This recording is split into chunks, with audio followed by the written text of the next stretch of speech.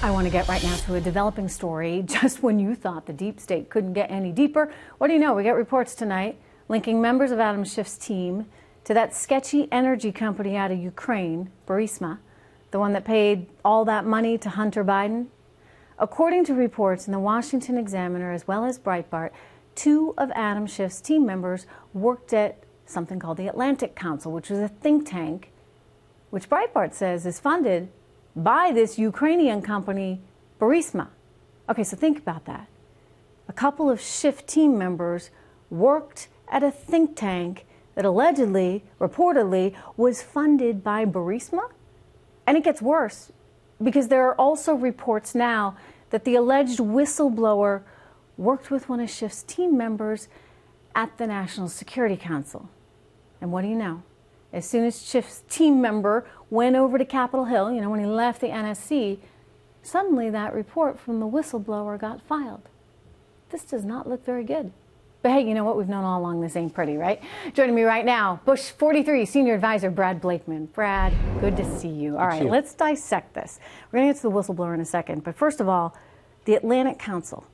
Breitbart is saying that this is funded in part by Burisma, the Ukrainian company. Does that stuff happen? Do you have foreign companies that are deliberately funding think tanks so that they can effectively get their point of view across in Washington, D.C.? No doubt. And that's part of the swamp.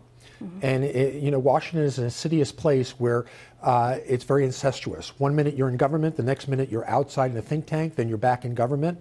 And it's a circle that never ends. And I will say that we are complicit.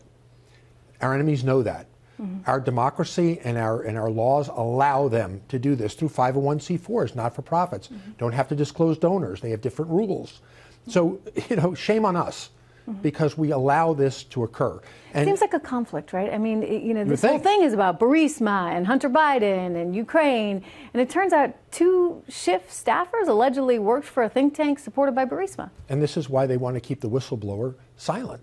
They want to keep him undisclosed or her undisclosed. That's not going to happen.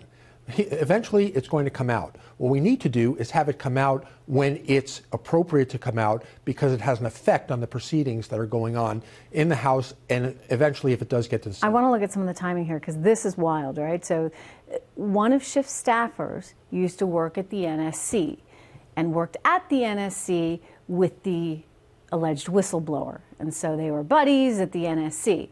Then that guy who was at the NSC, not the whistleblower, the friend of the whistleblower, goes over to work for Adam Schiff.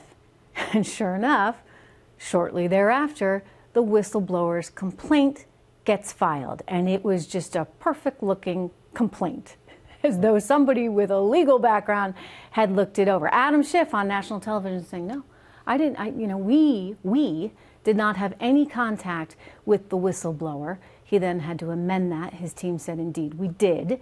And it seems as though the whistleblower was good friends, perhaps through their contacts at the NSC with Adam Schiff's team member.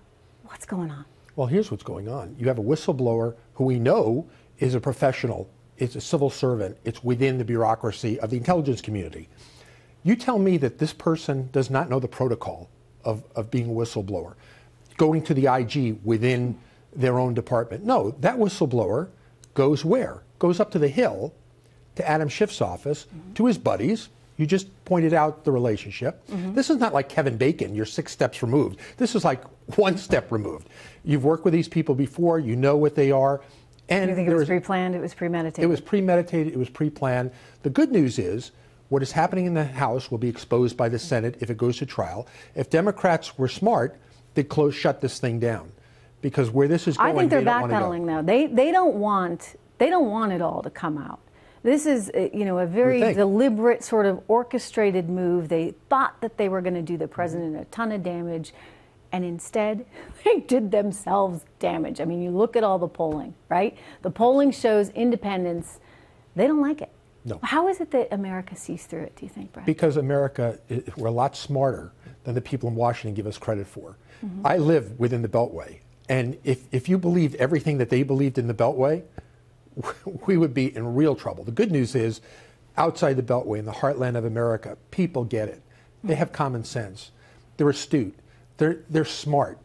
and they can look through this. And what they're seeing, quite frankly, is they're seeing the president getting railroaded. It is a witch hunt, and they don't like it. But by the way, they won't permit it.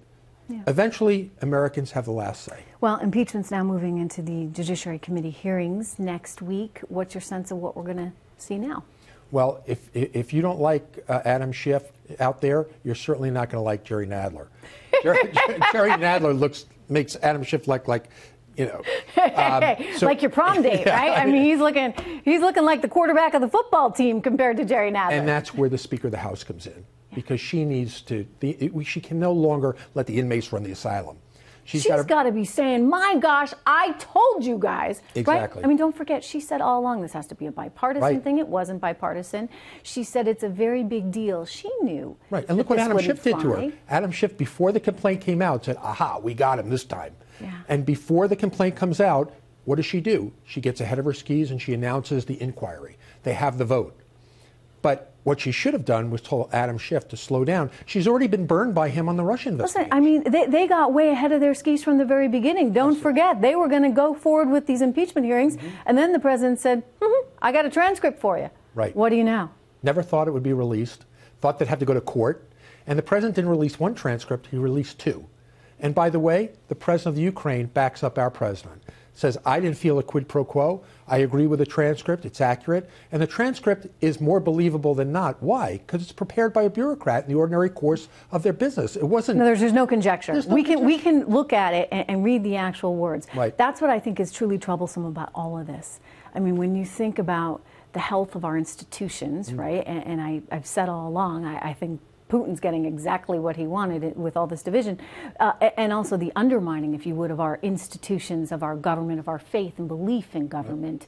But you know, they were out gunning for him from the very, very beginning. I mean, if it's not one thing, it's another. Right. And so the question is, what's next? They started the day he was elected. Here's what's next: is if they impeach the president, that the Senate will save the day. They will acquit the president, but in doing so, they will expose the Democrats. It is a trial. There's rules of evidence. It's not secret in the basement in a skiff somewhere. This is going to be laid out in chapter and verse. And if that's what the Democrats want, that's what they're going to get. Yeah, I think they're going to lose in 2020 as a result of all of it. Brad, it's really good to see you. Thank you so much.